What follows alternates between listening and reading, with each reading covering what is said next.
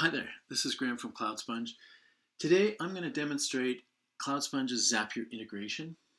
I've created this simple form here and in order to share a link to an article with my users, and I'm using Zapier to send that email. So let's take a look at how that might look. I'm going to use CloudSponge to populate this form and get the contacts that I'm going to send this email to. I'll find myself in here and I'll add it, and then I'm going to send this article. In just a moment, Zapier is going to process this and it's going to show up in my inbox. There it is. I take a look and here it is. So this article has come from cloudsponge.com. It's going through my SendGrid account, which I'll show you in a moment.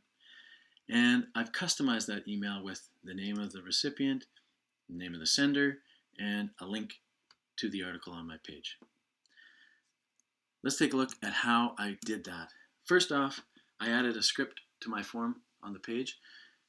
This new address book connector.js script, and I set up that script with my CloudSponge key. This is a CloudSponge product, and it works with the widget and with our system. Second thing I did is I went to the form on the page and that I want to use to drive this email, and I added this data attribute, the address book connector.js.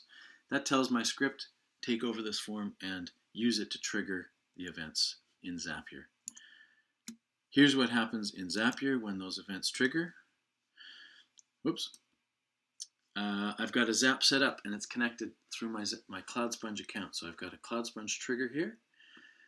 Then I've got a couple of steps to do some formatting because some of those fields are not filled in when the form submits, if the user input their contact directly and didn't use the CloudSponge widget.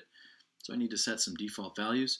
And finally, I send an email through my SendGrid account using Zapier. Let me pop in and just take a quick look at some of the bigger details here. Not the contact, I want to look at the data. So here's what comes in through CloudSponge when that form submits. I've got all the form fields that were included on my web page. The page title, the page URL, and the body, this custom body that the user was able to set, along with two standard fields that come through in CloudSponge. Contact field, which may or may not include first and last name, but always has the email address. And then if the owner data is available, same format of data, but for the owner of the address book. In other words, the sender in this case. Here's what happens in the formatters. I'll just take a look at one of these. Basically, if, say, the contact name wasn't included in part of the payload because they didn't use the widget, then I'm just going to set it to be there. So my email is going to say, hi there. Here's what the email looks like.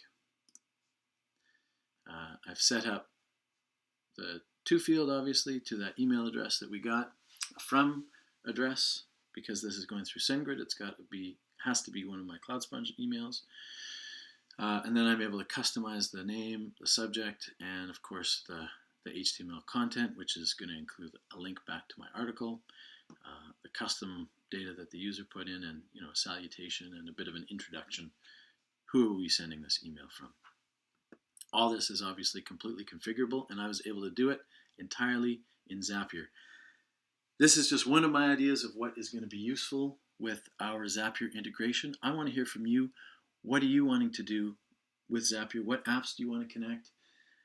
What data are you wanting to grab from the user?